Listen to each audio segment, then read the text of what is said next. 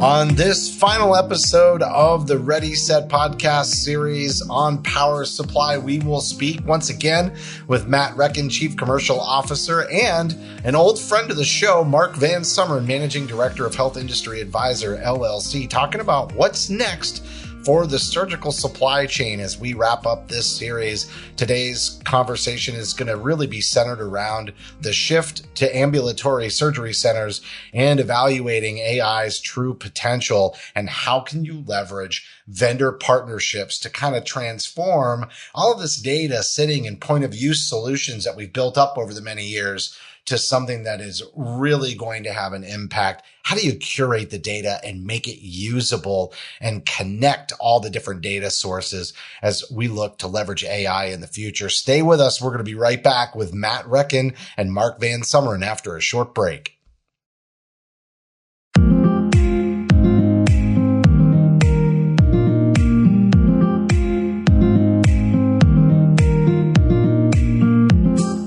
All right, everybody, welcome to the final episode of our ReadySet series. And we're going to be talking about what's next for the surgical supply chain. So, Matt, you and I have had a number of conversations through this series, but really we're going to be forward looking today as sort of like taking some action steps and looking into the crystal ball maybe a little bit. And, you know, if there's anybody that I know better to have this conversation with us today, it's Mark Van Sumeren, Managing Director of Health Industry Advisor LLC. Mark, you've been kind of around power supply since the very, very beginning, and the analytics that you were doing with the Health Industry Advisor around how things were unfolding during the pandemic. I mean, clearly you weren't necessarily looking into a crystal ball, but you were looking at a lot of the leading indicators, and many of the things that you said the trending indicated might happen did come to fruition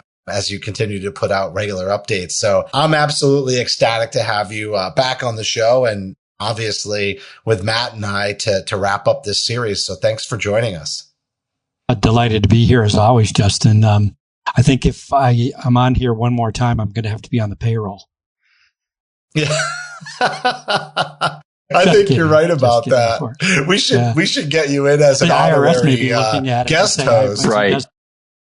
All right. So let's just kind of center on the conversation, which is really, we're seeing already a shift towards ambulatory surgery centers doing many of these procedures. It's going to continue to shift, and we need to prepare for that.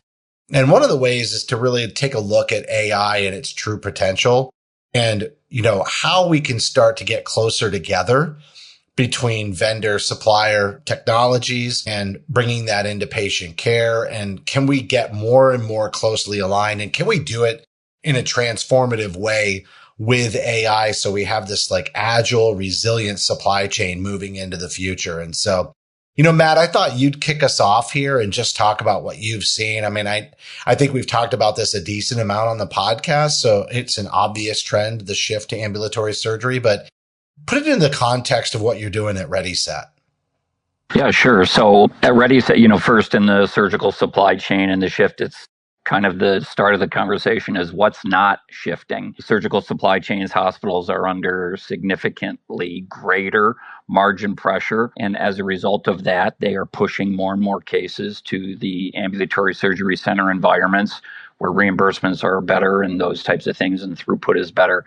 However, that is causing hospitals to have to rapidly upgrade technology in order to be able to track all of those things. AI is certainly a big part of it. And what we see at ReadySet is having that technology that allows you to have the visibility and the transparency into everything that's coming into your supply chain, going through the OR, out the OR, and then getting billed accurately and timely. And as that shift continues to grow to the ambulatory surgery center, the impact or the need for those technological or technology systems is really going to increase because the old systems just aren't built to support that type of infrastructure. Yeah. And I feel like, you know, the demand on the surgery centers too, when you look at staffing and, you know, some of the other things that we might have talked about, you know, through the series thematically, it's really requiring us to connect the dots a little bit, because a lot of times people working in surgery centers are wearing multiple hats and have overlapping responsibilities as well. You don't see the same specialization as you do in the hospital at that level of scale. Yeah, sure. And that's really one of the places that technology can really be a great asset to those management teams in those surgery center environments. In particular, it's, oftentimes, particularly when it's owned by an IDN or a hospital system, where a lot of times the left hand doesn't know what the right hand is doing. Sometimes the vendors are different. Sometimes the processes and procedures are different and things like that. So again, I think technology is kind of the common thread that can bind a lot of those things, and really from a supply chain leader point of view, allow them to be much more productive and to be able to stay ahead of everything that is being required to be profitable. If I could weigh in here just a little bit on a tangent, if we think the big picture about AI, there's a lot of consternation about, will I lose my job? Will it take people's jobs away? I think in healthcare, we have a very different perspective or a different need. We're at the precipice of a tremendous shortage of available trained people, whether it be ambulatory surgery or the health system, whatever. And the way I look at it is that AI, if we execute it properly and effectively, can help us overcome this hurdle that we have of not having enough people to care for an aging population with increasing needs. I think of it almost as a salvation if we do it right. I think that's a great point. And we've been starved for technology already anyway.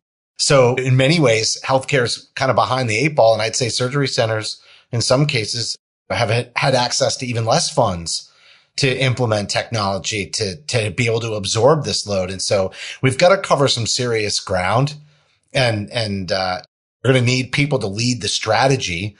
And those people might already be in those seats. But to your point, Mark, they're going to need the technology to help them focus more on strategy versus the day-to-day kind of stuff, and sharing information and being able to look at how do we move data through the system so we can run as efficiently as possible. And I want to talk about AI and supply chain. And really, Mark, I'll have you start us here. But there's also a lot of hype. Like, not only is there some fear that it will eliminate jobs, even though the workforce is getting smaller and smaller every year, there's also this, hey, I keep hearing AI all over the place, but I still don't even really know what it is or what it's going to do for me. And practically speaking, that's really where I think the rubber meets the road. What can it do practically for people so they can begin to wrap, their minds around how they might implement it in pieces, versus thinking like, oh yeah, I've just got to start using ChatGPT or Claude and I'll start to figure stuff out. Talk to us about hype versus practical use. Well, it's fascinating. If I look at what happened from my perspective in 2025, we started that year with a lot of people talking and using the words artificial intelligence without understanding what it meant. I think through the course of the year, we saw a lot of movement in that area, but it still remained a lot of hype even throughout the year. As we move through 2026, I think we're really going to see some demonstrable applications of AI, particularly in healthcare. Now, if you think about AI applications in health systems, I think you're going to see a lot of movement along the clinical side, clinical investigation, understanding the data sets, understanding clinical pathways and how the data feeds that. But I think in supply chain, it may not get as much hype, but there are some tremendous operational activities that can be influenced and be managed through better AI. And particularly as we cut across suppliers, the whole supply chain between manufacturers and users, and providing the ability to make that exchange work far more effectively. I think the opportunities are tremendous. The challenge has become, if we, it's one thing to adopt AI.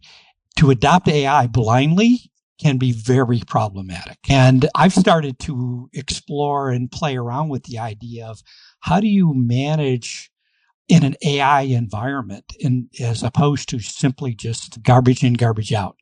We talk about with technology, the whole data governance, and that's certainly one thing. I step back and I think of not only data governance, the quality of the data that goes into whatever AI application you're using has to be curated, has to be effective. We have to know what it is that we're using as opposed to just scraping data off the internet as our starting point. But the data governance is only one of what I think are 4 factors. The rest of the judgment architecture that has to come around this deal with what are the right questions we're asking the AI agent, if you will, if it's an agentic perspective. What are the questions that allow us to get the data out of it that we want, the right answers, as opposed to asking a silly question and getting a silly answer and then acting upon it. So that's the second piece. The third one is, where do we apply the human values and the ethics and the approach to doing business that we want to do? I mean, we can ask AI to do something for us or to give us an answer, and that answer may come back as something that we wouldn't otherwise accept because it doesn't match the values or it doesn't match our operating model. So we have to apply human values on top of that. And lastly, there's a degree of human judgment or expertise. As posing something to artificial intelligence and asking us to give something, it's got to come back and we say, okay, now what does that mean? Is the output meaningful? How do we exercise judgment in how we use that information? So it's really good data in, asking the right questions to get the right information out of it, applying human expertise or values on top of it. And then what's the judgment? How are we going to use that information to make it most effective? 4 factors that allow us to get the most out of AI. I'm fearful that as we go through the rapid adoption through 2026, that we'll lose sight of that and we'll start seeing issues arising from poor application, poor use. Well, I think it's a struggle for healthcare organizations to massage that data. So I kind of want to position this back to you, Matt, a little bit, is like, how much are they going to be leaning on organizations like yours that are managing that data with them to help them make sure that the data stays, in a usable, functional data set with the right kind of governance, so that, to Mark's point, when we ask it, are we going to get information that we can use strategically? Yeah, I love the way that Mark actually described it, of being able to separate the hype from the practical use, because there is a lot of hype out there now, particularly in supply chain and in all the C-suites. I don't think you can pick up any article today that doesn't talk about some senior executive saying we're going to rely more on AI. Personally, here at ReadySet, a lot of our clients are asking us the same thing. What type of AI model do you guys have? But we see a lot of opportunities out there, particularly in the supply chain, around kind of documentation, being able standardization, being able to understand what's coming in, certainly utilization in the OR. If you think about all the times that a rep is trying to identify, they use 6 screws, but it shows up in the chart as only 2 screws, those types of things, all these kind of revenue leakage things, AI can really help kind of plug those holes, so to speak. But again, you have to be able to understand exactly what it is you're using it for. We have found our clients that are most successful in their deployments of our tool utilizing AI, is when they have very specific goals for what it is they're trying to achieve. They understand exactly how they're going to evaluate it. And then they understand when they aren't hitting the marks that they expected to, what they need to do to go about getting it fixed or improved or whatever it may be. We see a lot of, as Mark said, a lot of growth coming over the next 12 to 18 months, particularly in the supply chain. Yeah, Matt, a couple of things that you talked about, I think, reinforce and probably articulate better than I did some of these factors. And I think right from the outset, the ability that you're providing to your customers, and that the data that you're relying on, that you're building those decisions on, is not data you've simply scraped from out on the internet. I mean, it's curated data that you understand its value and that you've modeled it in a way that makes it meaningful to that application. Secondly, you're really talking about asking it the right questions, so that when you get an answer, the answer is what you're looking for because you posed a question that makes sense to it. And then lastly, what you said is that you just can't simply accept the output. You've got to know what to do when it's pointing you in one direction or another. Absolutely. And you'll see, I think as particularly a lot of the kind of mid-size IDNs and smaller IDNs that are really, really dealing with pressure from staff shortages, labor cost increases, those types of things. Those to me are systems that can really benefit from utilizing AI tools to help them get a little bit more efficient, alleviate some of the workload on it. But again, going back to what Mark just talked about, if your processes are broken and your people are broken or whatever, you don't have the people to do the right things, it doesn't matter. You can have the greatest AI tool in the world and it's not going to make any kind of impact at all. So you kind of have to be willing to look at people, process, automation, and technology all together in order to really define what AI is going to be able to do for you. As we kind of rethink what these vendor partnerships need to look like. I mean, obviously resilience in really tough financial times right now. Mark, you outlined it really well with the staffing pressures, that if you can leverage AI and you can leverage your vendor partnerships and lean in a little bit, it can help you, be able to deal with that challenge. We talked a lot about moving to more strategic relationships with the partners, and like in the past, it's always been transactional, but how do you engage them in your strategy so that curated data can be aligned properly? But I also want to talk about how things just have changed over the last 5 years because of all the disruptions that supply chain has had to go through. And either one of you can take this first. Maybe Mark, you want to jump in on this one. I just feel like collaboration between these vendor partners and the providers has already started to undergo a change. And really, I think we're constantly rethinking it to the point where actually at this point, we're probably iterating already.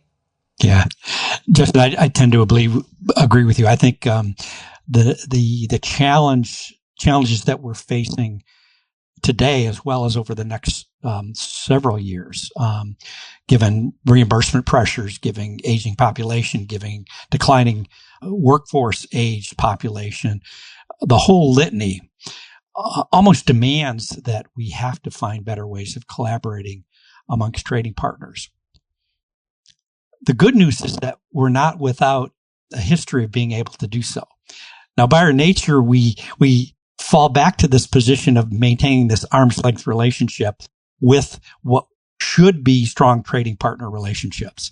And I don't fully understand why we keep falling back to that situation. But if we recall what happened during the pandemic period, during COVID, out of necessity, we built much stronger collaborative relationships. We had to because we were in a crisis mode. And the only way we were going to get through it is to find ways of relaxing that arm's length relationship and becoming more effective in collaborating with our true trading partners. And I'm not saying with everybody, but with true trading partners.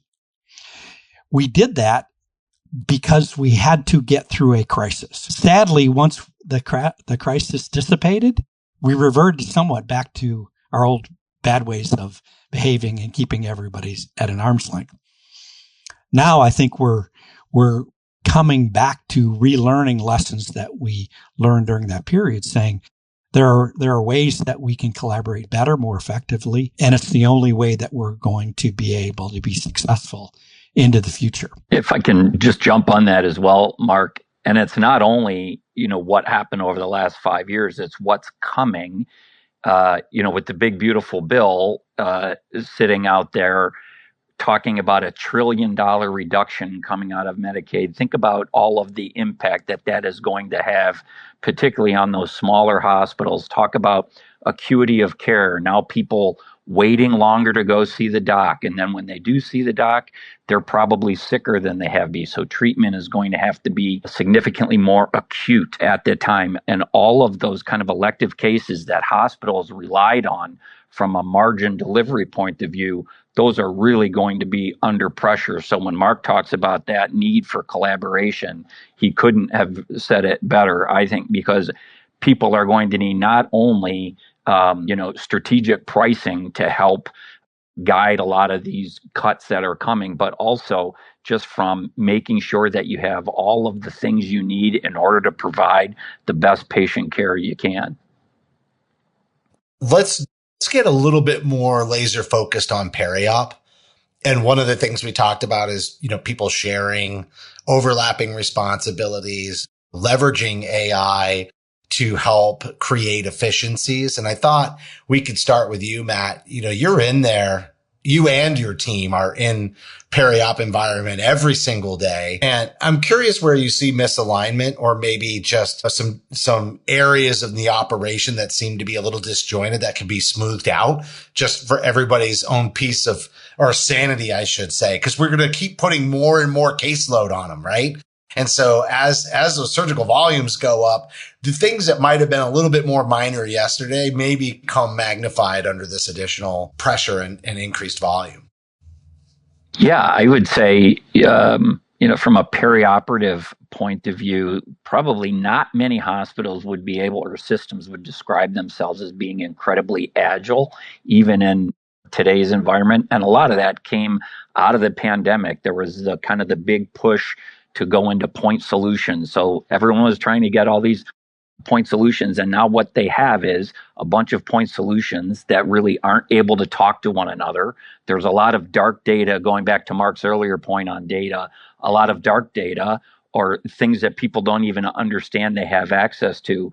And then by doing that, to have access to the technology is one thing, but to not have the visibility and consistency that you need in order to activate that technology, it really doesn't give you any measurable improvement. So at ReadySet, what we've been able to do is, through a really intensive discovery process, we're able to help clients identify these are the real pain points. This is where dark data is kind of negatively impacting your workflow, your revenue leakage, all of those types of things. And this is what the technology is going to be able to solve for you. And then you can measure us against those things. And if we're not achieving it, we're going to be held accountable for it. But that, to me, is how you can define real opportunities for improvement that are real and measurable. Another thing we see a lot of is silos, right? And I wonder, does the kind of technology advancements we're seeing today have the ability to help us break those down? Because I feel like at the core of it, like you can have lots of data, just like you can have lots of communication, but lots of communication doesn't necessarily mean lots of retention, just like lots of data doesn't mean lots of actionable information, right? And so I feel like the power of AI is sort of like, not only do we curate the data that goes into it, it can start to curate the information that we receive, that it's actually important instead of we just wash out from overload. Can that help us break down silos? Maybe Mark, you can start with that one. Great question.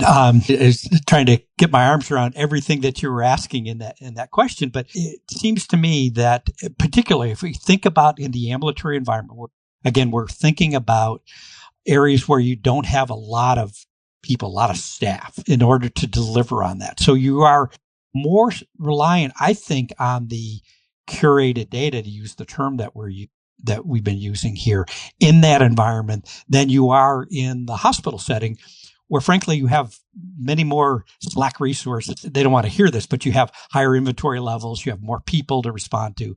We can always, pull something off the shelf in order to meet the need of that case. At the ambulatory surgery center, we don't have that inventory on the shelf, nor do we have the people to go get it. So we have to rely on what Matt has talked about, that curated data, to know that this case is scheduled with this surgeon on this day at this time. What are we likely going to need? And by the way, what are the complications that might arise during that case that we may need to have additional supplies on hand? Well, the only way we're going to know that is that if we maintain not only the data coming in, but also keep record of what goes on afterwards. Okay. And that communication that's flowing all the way up and down the supply chain in order to make sure that we're prepared when the case occurs and when, heaven forbid it doesn't, but the complication arises. And we only do that with good information and control of that information that's shared across the supply chain. And the systems be able to do that. Yeah, I think if I can piggyback off that, if you don't mind, Justin, but Mark hit the nail on the head. And, if you don't mind a shameless plug, I think if you were to speak to any ReadySet client and say, what are the kind of the key things that ReadySet has brought for you, the first thing they were likely to say is the analytics and the data that they're providing us is the most robust, action-oriented data that we've ever had access to. Because now we're able to actually, going to what Mark said, we're actually able to tell you, here's exactly what happened when you scheduled this case. Here's exactly when you notified the rep. Here's exactly when the rep arrived, and the vendor arrived with these trays at such and such a time. And this is how long it took us to bill. And the vendor did a great job for us because he or she was able to do all of these things. But you're able to get a comprehensive look at your entire perioperative loop on the surgical supply chain side of things to understand, are we just kind of treading water, or are we actually getting better? Yeah. Matt, if I could piggyback then back on you, is that those data get more robust, then you're enhancing the reliability of the system. Absolutely. Because you're knowing that when we provide the information to the rep a week in advance rather than the day before, the likelihood that the product is going to be available when you need it is great. Or when we ask for this particular one, the reliability isn't as great. So maybe we need to think about either changing the cycle time or changing what we're asking for. And you can only do that if you're building that knowledge almost on a real-time basis, which is, I think, what you're doing. Yeah. And go ahead, Justin. I was just going to say, and you've got to get the knowledge at a granular level to be able to identify where are the bottlenecks. And then you can start to model and do predictive analytics earlier so that there can be certain actionable responses when you already know based on the modeling. But the thing about getting that granular data in the past, very difficult because it's manual and somebody's got to record it. The technology helps us get that data at a level that really allows for deep investigation, right? Absolutely. Mark, I say again, kind of introduced it in that when you talk about just very small example, but giving that the surgical vendor a little bit more time in advance of the case to help them better plan. So now they don't have to bring as many trays. They aren't shipping as many trays, all of those things. It counts. But the other big piece of this, as we talk about ambulatory surgery environments and hospitals and all those things, the other big part of that are those surgical device vendors. They need that data as well.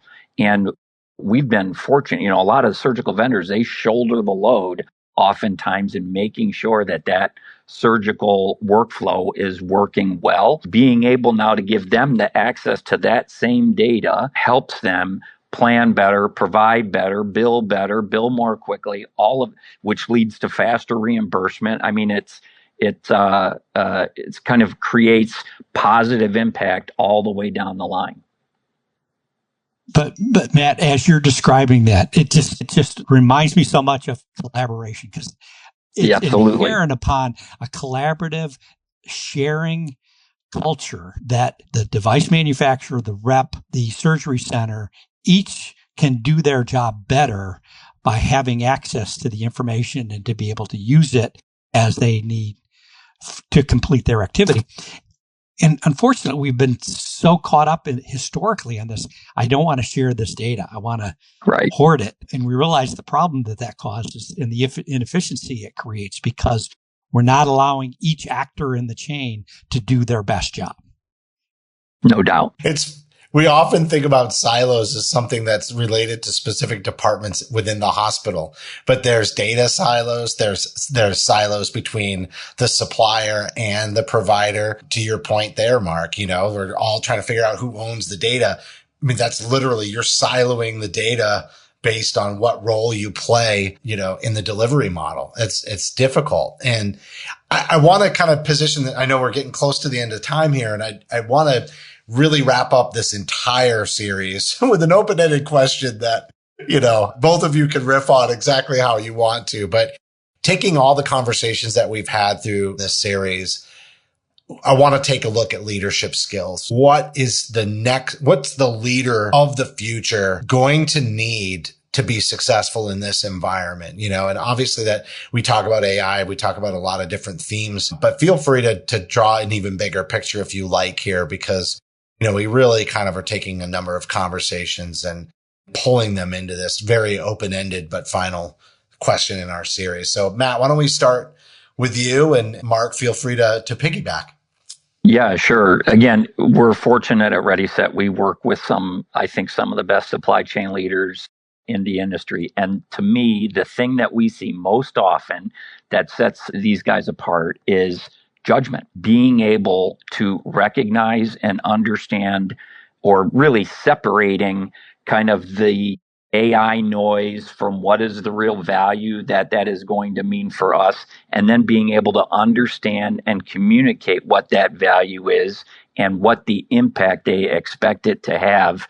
I think that's what really enables kind of the adoption of new technology such as AI and things like that to really make an impact. And, it sounds trite to say, well, judgment is a key leadership, but it's not only judgment, but also having the courage then to act on that judgment.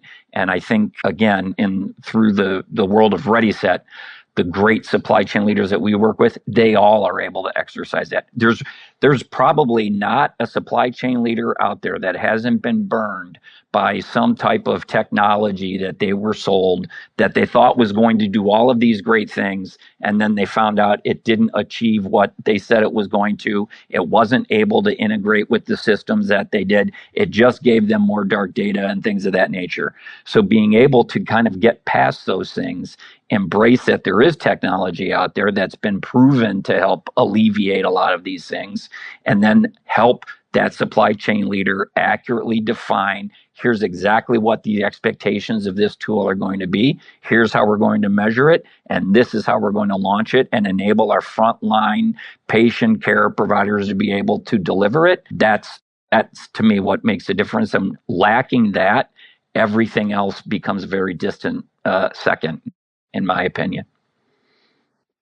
Matt, to piggyback on a phrase that you use, setting the expectations, I think that's going to be one of the critical skill sets of leaders going forward is the ability to set the expectations properly in a challenging environment, knowing what we want to achieve, knowing what we're getting out of it. Lack of setting the expectations will result in people just floundering, trying to figure out what are we trying to get out of this. We'll waste a lot of time mining data, trying to collaborate, looking at different systems. So setting expectations is one.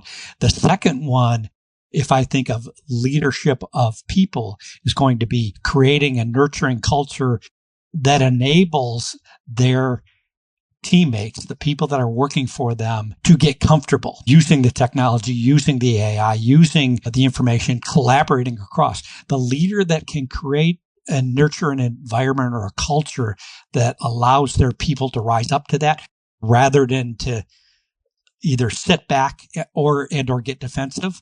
Those are the leaders that will shine. Getting more out of our people. Gentlemen, great interview today. Way to wrap up the series. Mark, it's always great to see you, and you're definitely you're welcome onto the team. You're a part-time co-host from here on out. I appreciate that. Thank you. I truly enjoy the conversations we've had on every one of these sessions, and this has been a phenomenal one, and I give Matt a lot of credit for that. Thank you. Yeah, I was going to say, Matt, you're a pro now too. Well, I couldn't do it without Mark, that's for sure. But certainly getting to work with a lot of great people has taught me a lot. And you did such a great job of guiding the conversation, Justin. How could we go wrong? Thanks, 100%. Matt. 100%. You guys are too kind. Yeah. But there was a lot of great information in this discussion. You two are quite the combo. So well done. I can't think of a better way to wrap up this series.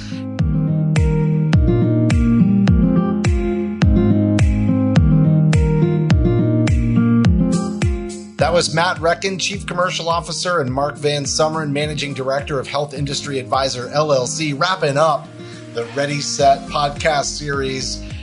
This final episode really talking about what's next for the surgical supply chain, focusing on AI and the shift from surgical procedures going towards the ambulatory surgery centers, and seriously, what's it going to take for leadership moving forward to make some real impact with AI. And I think something that we didn't quite talk about at the end, even that I would throw in and add, is like, how do we get frontline adoption of AI? I feel like that is also going to be a big attribute for leadership moving forward. But these two gentlemen, absolutely a pro. We've obviously talked to Mark several times in the past, and Matt's done a wonderful job with this series. And I just want to thank all of you listeners for tuning in here on Power Supply.